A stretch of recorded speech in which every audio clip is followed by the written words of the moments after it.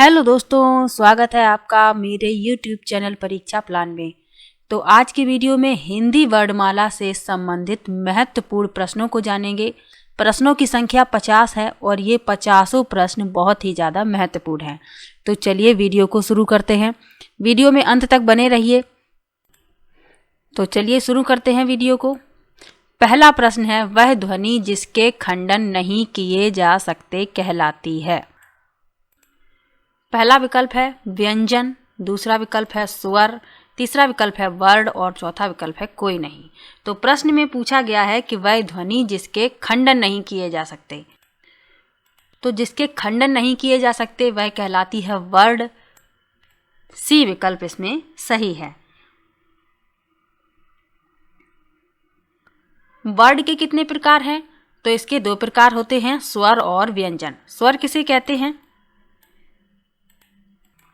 जिन वर्णों का उच्चारण करते समय किसी अन्य ध्वनि की सहायता नहीं लेनी पड़ती है उनको स्वर कहते हैं। स्वरों की संख्या कितनी है? तो स्वरों की संख्या है 11। अब व्यंजन किसे कहते हैं? जिन ध्वनियों का उच्चारण करते समय अन्य वर्णों की सहायता लेनी पड़ती है उन्हें कहते हैं व्यंजन। इनकी संख्या कितनी है? इनकी संख्या है 33। स्वर की संख्या है 11, व्यंजन की संख्या है 33। अगला प्रश्न देखते हैं।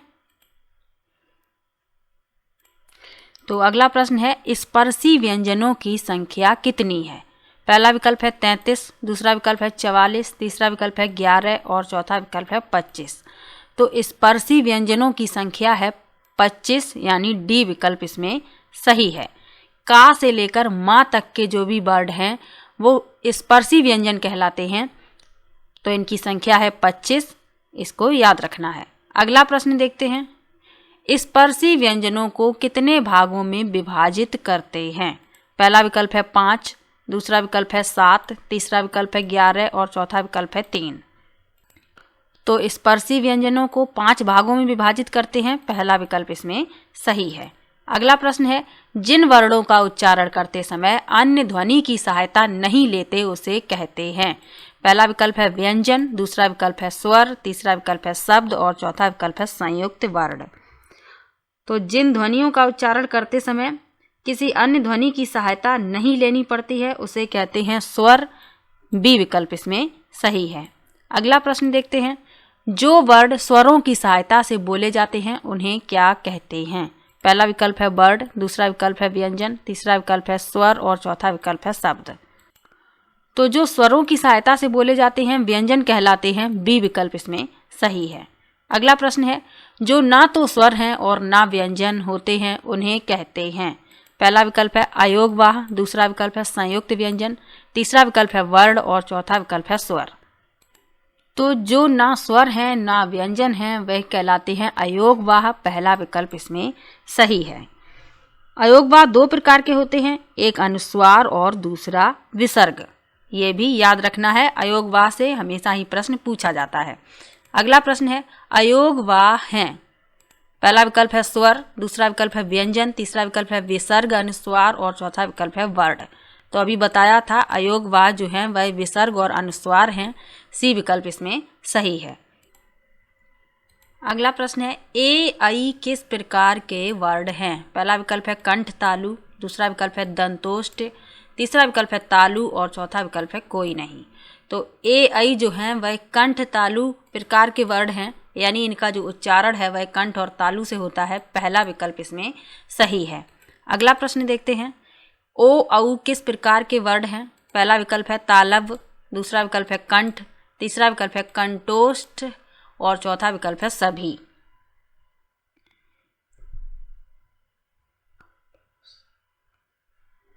तो ओ औ जो हैं वह कंठोष्ठ हैं। सी विकल्प इसमें सही है। अगला प्रश्न है, निम्न में से अग्र स्वर हैं।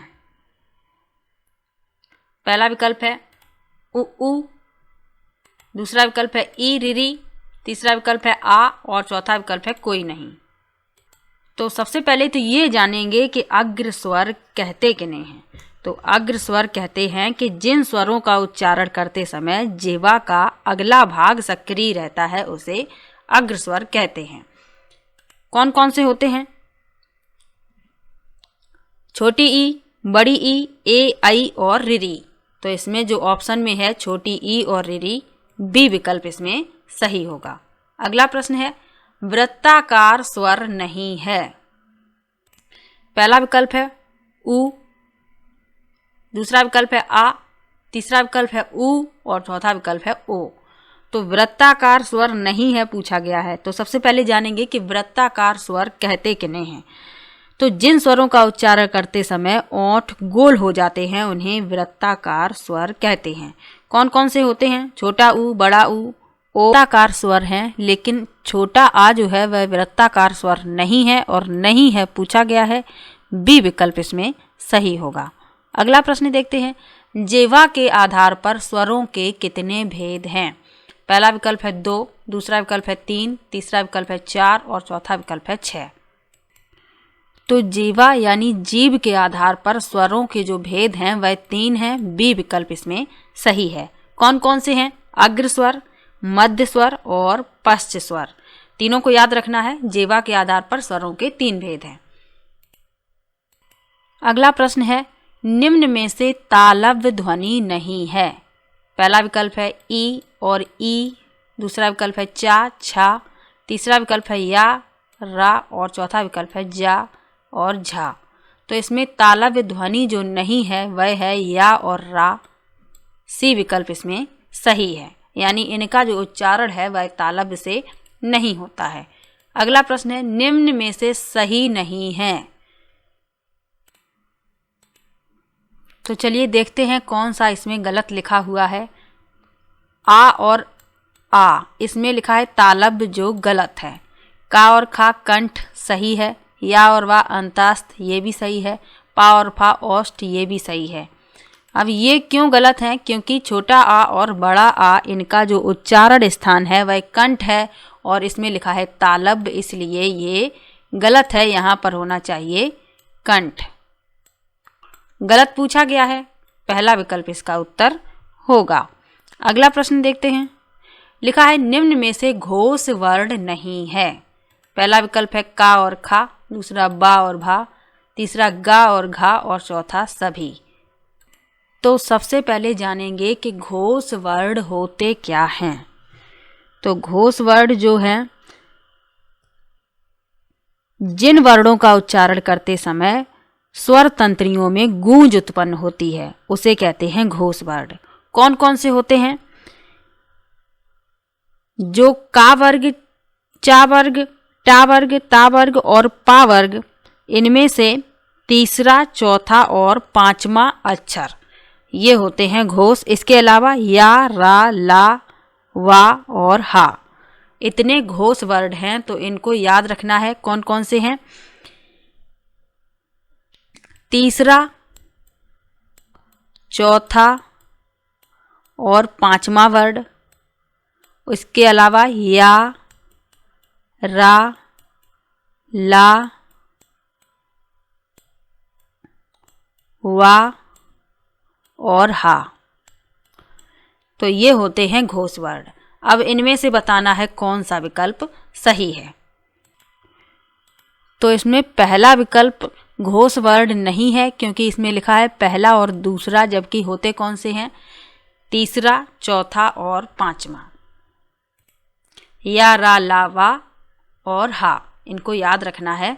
ये प्रश्न पूछे जाते हैं। घोष वर्ण से एक प्रश्न अगर वर्णमाला से पूछा जाएगा तो घोष या अघोष से एक प्रश्न अवश्य पूछा जाएगा। अगला प्रश्न है निम्न में से अघोष वर्ण नहीं है। पहला विकल्प है का, खा, दूसरा है चा, छा, तीसरा है पा, सा और चौथा है धा, दा। अब जानेंगे अघोष वर्ण कहते किन्हें हैं। तो जिन वर्णों का उच्चारण करते समय हमारी स्वर तंत्रियों में गूंज या कंपन उत्पन्न नहीं होता, यानी घोष का बिल्कुल उल्टा होता है अघोष। तो जिनमें गूंज या कंपन उत्पन्न नहीं हो स्वर तंत्रियों में, जिन वर्णों का उच्चारण करते समय, उनको कहते हैं अघोष वर्ण। कौन कौन से होते हैं? का वर्ग, चा वर्ग, टा वर्ग, ता वर्ग, पा वर्ग का पहला, दूसरा जो वर्ण होता है वह अघोष होता है। इसके अलावा सीटी वाला जो सा होता है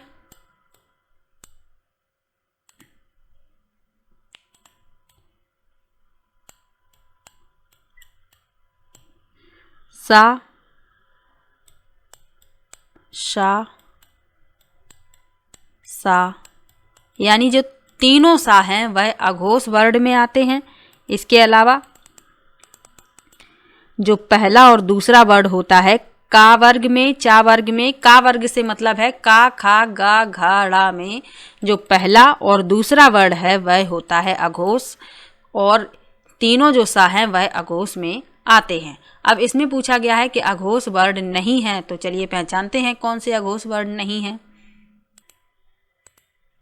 तो इसमें डी विकल्प इसमें इसका उत्तर होगा, यही अघोष वर्ण नहीं है, क्योंकि पहला और दूसरा और तीनों सा, तो पहला दूसरा देखो इसमें है, पहला दूसरा इसमें भी है, पहला और सा और तीनों सा अघोष में आते हैं, तो इसमें एक सा लिखा हुआ है, ये अघोष वर्ण नहीं है और नहीं है पूछा गया है।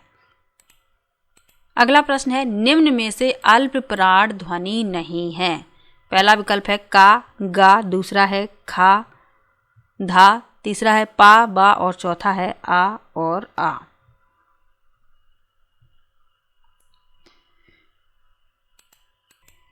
तो अल्प प्राण और महाप्राण किन्हें कहते हैं, पहले तो इनके बारे में जान लेते हैं, उसके बाद उत्तर जानेंगे। तो अल्प प्राण कहते हैं कि जिन वर्णों का उच्चारण करते समय हवा जो है कम मात्रा में बाहर निकलती है उसे अल्प प्राण कहते हैं। अल्प माने होता है कम, तो जो हवा जो है वह कम मात्रा में बाहर निकले उसे अल्प प्राण कहते हैं। तो सभी वर्गों के यानी का वर्ग, चा वर्ग, टा वर्ग, ता वर्ग, पा वर्ग का पहला, तीसरा और पांचवा जो वर्ण होता है वह अल्प प्राण कहलाता है। जैसे का वर्ग में कौन कौन सा होगा, पहला का हो गया, तीसरा गा हो गया और पांचवा ड़ा हो गया, तो ये हो गए अल्प प्राण। महाप्राण किन्हें कहते हैं, इनको भी जान लीजिए। अगला प्रश्न हो सकता है महाप्राण का हो, तो जिन वर्णों का उच्चारण करते समय हवा अधिक मात्रा में बाहर निकलती है उसे महाप्राण कहते हैं। तो का वर्ग, चा वर्ग, टा वर्ग, ता वर्ग और पा वर्ग में दूसरा चौथा वर्ण होता है, दूसरा और चौथा जो वर्ण है वह महाप्राण है। दूसरा चौथा, जैसे का वर्ग में दूसरा वर्ण है खा, तो ये हो गया महाप्राण, और चौथा जो है घा, ये भी हो गया महाप्राण। तो इनके बारे में भी याद रखना है। अल्प प्राण ध्वनि नहीं है पूछी गई है, तो चलिए इसमें से देखते हैं कौन सी अल्प प्राण ध्वनि नहीं है। तो इसमें बी विकल्प जो है इसका उत्तर है, खा और धा अल्प प्राण ध्वनि नहीं है। अगला प्रश्न देखते हैं, महाप्राण ध्वनि है। तो अभी महाप्राण के बारे में बता दिया है। पहला विकल्प है ई और ई, चा, जा, पा, बा, शा और सा। तो कौन सी अल्प प्राण ध्वनि, अल्प प्राण नहीं महाप्राण ध्वनि है? तो सा और सा जो है ये महाप्राण ध्वनि है। डी विकल्प इसमें सही है।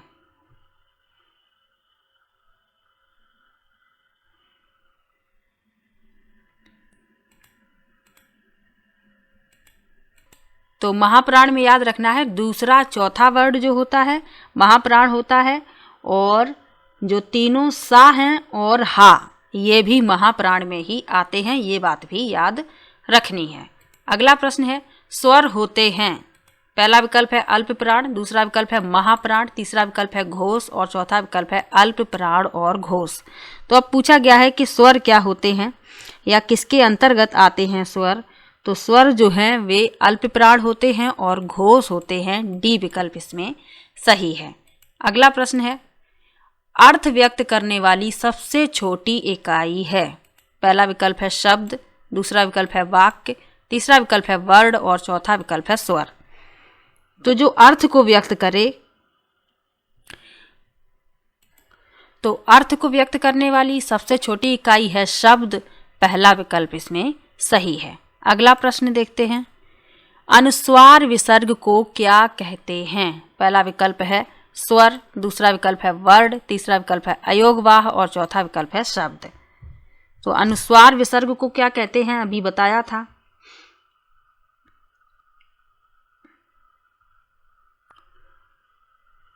तो अनुस्वार विसर्ग को कहते हैं अयोगवाह, सी विकल्प इसमें सही है। अगला प्रश्न देखते हैं। नासिक व्यंजन नहीं है। तो सबसे पहले जानेंगे कि नासिक व्यंजन किसे कहते हैं। तो जिन वर्णों का उच्चारण करते समय हवा नाक के द्वारा बाहर निकलती है, नासिक व्यंजन कहलाते हैं। कौन कौन से होते हैं? एक ये होता है और एक ये लिखा हुआ है, ये और ना और मां। तो ये तीन और ना और मां, ये होते हैं नासिक के व्यंजन। नहीं है पूछा गया है, डी विकल्प इसका उत्तर होगा, क्योंकि या जो है वह नासिक के व्यंजन नहीं है। अगला प्रश्न है, संघर्षी व्यंजन है। संघर्षी व्यंजन पूछे गए हैं। तो सबसे पहले जानेंगे कि संघर्षी व्यंजन किन्हें कहते हैं। तो जिन वर्णों का उच्चारण करते समय दो उच्चारण अवयव इतने पास आ जाते हैं कि जिससे हवा का मार्ग सकरा हो जाता है और हवा संघर्ष के साथ बाहर निकलती है, उन्हें संघर्षी व्यंजन कहते हैं। कौन कौन से होते हैं संघर्षी? तीनों जो सा हैं और हा, यानी कि सी विकल्प इसमें सही है, ये हैं संघर्षी व्यंजन। अगला प्रश्न है, प्रकंपित व्यंजन है। प्रकंपित व्यंजन पूछा गया है। तो सबसे पहले जान लेते हैं कि प्रकंपित व्यंजन किन्हें कहते हैं। तो जिन व्यंजनों का उच्चारण करते समय हमारी जिह्वा को 2-3 बार कंपन करना पड़ता है, प्रकंपित व्यंजन कहलाते हैं। इन्हें ही लुंठित व्यंजन भी कहते हैं। कौन होता है प्रकंपित व्यंजन? रा होता है, सी विकल्प इसमें सही है।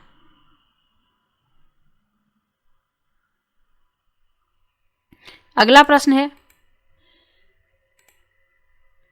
उच्छिप्त व्यंजन है। उच्छिप्त व्यंजन पूछा गया है।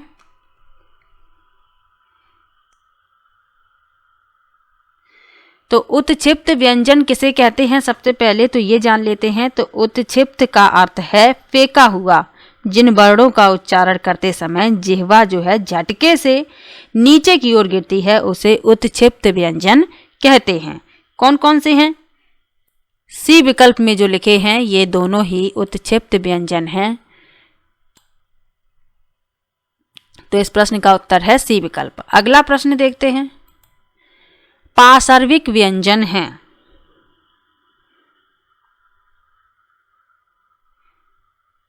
तो पार्श्विक व्यंजन पूछे गए हैं। सबसे पहले जान लेते हैं पार्श्विक व्यंजन किन्हें कहते हैं। तो जिन व्यंजनों का उच्चारण करते समय जिह्वा का अगला भाग मसूड़ों को स्पर्श करता है और हवा पार्श्व के आसपास से निकलती है, उसे पार्श्विक व्यंजन कहते हैं।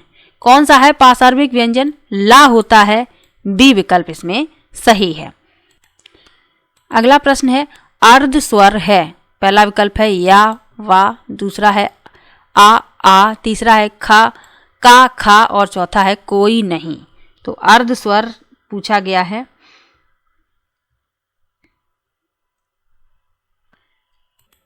तो अर्ध स्वर पूछे गए हैं। पहला विकल्प सही है। जो अंतस्थ व्यंजन होते हैं उन्हें ही अर्ध स्वर कहते हैं। अंतस्थ व्यंजन कौन कौन से होते हैं? या, रा, ला और वा, ये होते हैं अंतस्थ व्यंजन।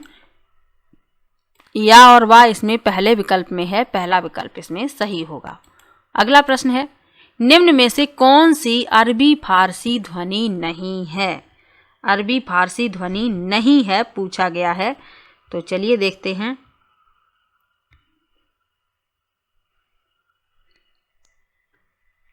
तो जो आ और ला है वह अरबी फारसी ध्वनि नहीं है, सी विकल्प इसमें सही है। अगला प्रश्न देखते हैं, निम्न में से कौन सी अरबी फारसी ध्वनि नहीं है? प्रश्न रिपीट हो गया है। अगला प्रश्न देखते हैं, मूर्धन्य ध्वनियां कौन सी हैं? तो जो टा वर्ग की जो व्यंजन हैं वो सभी ही मूर्धन्य ध्वनियां हैं, सी विकल्प इसमें सही है। अगला प्रश्न है, हिंदी वर्णमाला में मुख्य स्वर कितने हैं? पहला विकल्प है 4, दूसरा विकल्प है 7, तीसरा विकल्प है 6 और चौथा विकल्प है 5। तो मूल स्वरों की जो संख्या है वह 4 है। कौन कौन से होते हैं? छोटा आ, छोटी ई, छोटा ऊ और रे से ऋषि। तो ये 4 मूल स्वर होते हैं, ये बात याद रखनी है। पहला विकल्प इसमें सही है। अगला प्रश्न देखते हैं। भाषा की सबसे छोटी इकाई क्या है? पहला विकल्प है स्वर, दूसरा विकल्प है व्यंजन, तीसरा विकल्प है वर्ण और चौथा विकल्प है ध्वनि। तो भाषा की सबसे छोटी इकाई जो है वह वर्ण है, सी विकल्प इसमें सही है। अगला प्रश्न देखते हैं। तालव्य व्यंजन हैं, तो तालव्य व्यंजन पूछे गए हैं। तो जो चा वर्ग के व्यंजन होते हैं तालव्य व्यंजन कहलाते हैं, बी विकल्प इसमें सही है। अगला प्रश्न है। किस ध्वनियों को अनुस्वार कहा जाता है?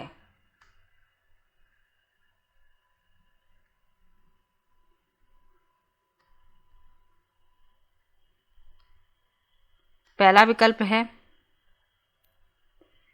स्वर के बाद आने वाली नासिक की ध्वनियां, दूसरा विकल्प है स्वतंत्र रूप से उच्चारित ध्वनियां, तीसरा विकल्प है स्वर के साथ आने वाली ध्वनियां और चौथा विकल्प है व्यंजन के बाद में आने वाली ध्वनियां। तो अनुस्वार कहा जाता है स्वर के बाद आने वाली नासिक की ध्वनियां, पहला विकल्प इसमें सही है। अगला प्रश्न है। कौन सा वर्ण ओष्ठ्य वर्ण नहीं है? पहला विकल्प है उ, दूसरा विकल्प है वा, तीसरा विकल्प है उ और चौथा विकल्प है पा। तो इसमें बताना है जिसका उच्चारण जो है ओठ से नहीं होता है। तो बी विकल्प इसमें सही है। वा इसका उच्चारण जो है वह ओष्ठ से नहीं होता है। अगला प्रश्न है। अल्प प्राण ध्वनियों का समूह कौन सा है? तो अल्प प्राण ध्वनियां बतानी हैं। तो अल्प प्राण होती हैं पहला, तीसरा और पांचवा वर्ण। बी विकल्प में पहला, तीसरा और पांचवा वर्ण है। बी विकल्प इसमें सही है। अगला प्रश्न है। ज्ञा किसके योग से बना है? तो जो ज्ञा है वह बना है जा और इया से। डी विकल्प इसमें सही है। इसके अलावा जो संयुक्त व्यंजन होते हैं वो भी जान लीजिए। छा ये बना होता है का और सा से। तिरा ये बना होता है ता और रा से। और श्रा, श्रा एक और है श्रा, तो ये बना होता है सा और रा से। तो ये संयुक्त व्यंजन है चार, चारों के बारे में याद रखना है। अगला प्रश्न है। किस क्रमांक में अंतास्त व्यंजन हैं? यानी किस विकल्प में अंतास्त व्यंजन है ये पूछा गया है। तो अंतास्त व्यंजन अभी बताए थे कौन कौन से होते हैं, या, रा, ला और वा। तो इसमें बी विकल्प में दोनों ही अंतास्त व्यंजन हैं। बी विकल्प इसमें सही होगा। अगला प्रश्न देखते हैं। पा और फा का उच्चारण स्थान क्या है? तो पा और फा का उच्चारण स्थान बताना है। तो दोनों का ही उच्चारण स्थान है ओष्ठ। डी विकल्प इसमें सही है। अगला प्रश्न है। यदि नीचे का ओंठ पूरी तरह काट दिया जाए तो किस ध्वनि के उच्चारण में कठिनाई होगी?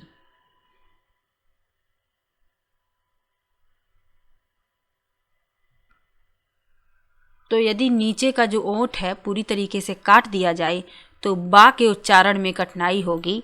बी विकल्प इसमें सही है। अगला प्रश्न है। उच्चारण की दृष्टि से गा व्यंजन का सही रूप होगा। उच्चारण की दृष्टि से जो गा व्यंजन है उसका सही रूप पूछा गया है। तो कंठ, स्पर्श, सघोष और अल्पप्राण दूसरा विकल्प इसमें सही है। अगला प्रश्न है, भाषा में स्वतः उच्चारित ध्वनियों को निम्नलिखित में से किस नाम से जाना जाता है? यानी जो स्वतः उच्चारित होती हैं उन्हें क्या कहते हैं? पहला विकल्प है अक्षर, दूसरा विकल्प है ध्वनि, तीसरा विकल्प है वर्ण और चौथा विकल्प है स्वर। तो स्व उच्चारित होने वाली जो ध्वनियां हैं उन्हें स्वर कहते हैं। डी विकल्प इसमें सही है। अगला प्रश्न है, वर्णमाला में मात्रा का अर्थ है। वर्णमाला में मात्रा का अर्थ पूछा गया है। पहला विकल्प है वर्ण की मात्राएं, दूसरा है वर्ण के उच्चारण में लगने वाला समय, तीसरा है ध्वनि का परिमाण और चौथा है वर्णों का क्रम। तो वर्णमाला में मात्रा का अर्थ है वर्ण के उच्चारण में लगने वाला समय, यहाँ ना होगा। बी विकल्प इसमें सही है।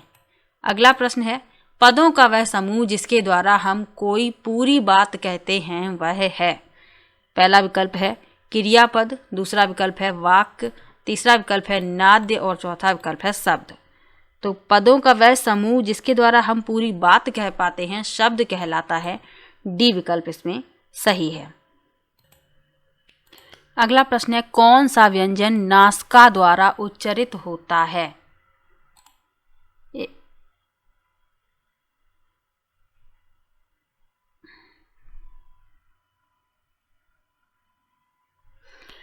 अगला प्रश्न है, स्वर रहित व्यंजन जब स्वर सहित व्यंजन से मिलता है तब क्या कहलाता है? पहला विकल्प है संयुक्ताक्षर, दूसरा विकल्प है द्वितत्व, तीसरा विकल्प है तालब और चौथा विकल्प है स्वर तंत्रीय।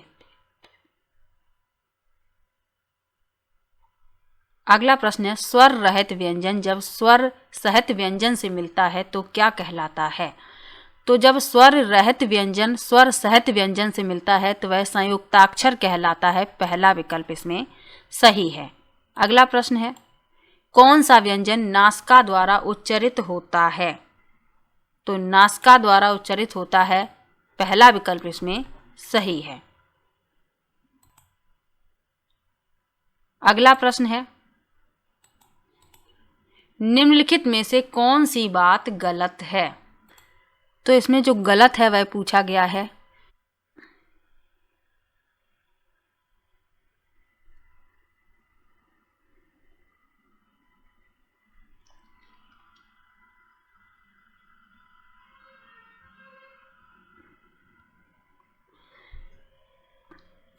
अब ये गलत क्यों है? बा सघोष भी है, ओष्ठ भी है, महाप्राण नहीं है, ये अल्प प्राण है, इसलिए ये बी विकल्प गलत है और गलत ही पूछा गया है। अगला प्रश्न है, हिंदी वर्णमाला में अयोगवाह वर्ण कौन से हैं? तो कौन से अयोगवाह हैं ये बताना है। तो अयोगवाह कौन से होते हैं अभी बताया था, विसर्ग और अनुस्वार। डी विकल्प इसमें सही है, अंग और आहा। अगला प्रश्न है, उत्क्षिप्त व्यंजन हैं। उत्क्षिप्त व्यंजन वाला प्रश्न अभी आया था, फिर से आ गया है।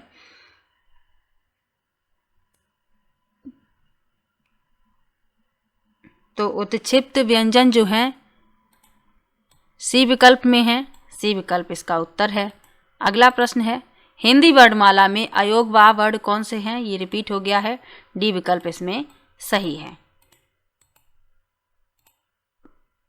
तो ये वर्णमाला से संबंधित टॉप 50 प्रश्न थे और ये प्रश्न सभी प्रतियोगी परीक्षाओं के लिए उपयोगी हैं। वीडियो कैसा लगा कमेंट बॉक्स में ज़रूर बताइएगा। वीडियो को लाइक, शेयर और चैनल को सब्सक्राइब अवश्य कर लीजिएगा। मिलते हैं एक और नई वीडियो के साथ। तब तक के लिए हंसते रहिए, मुस्कुराते रहिए और अपना ख्याल रखिए। Bye bye.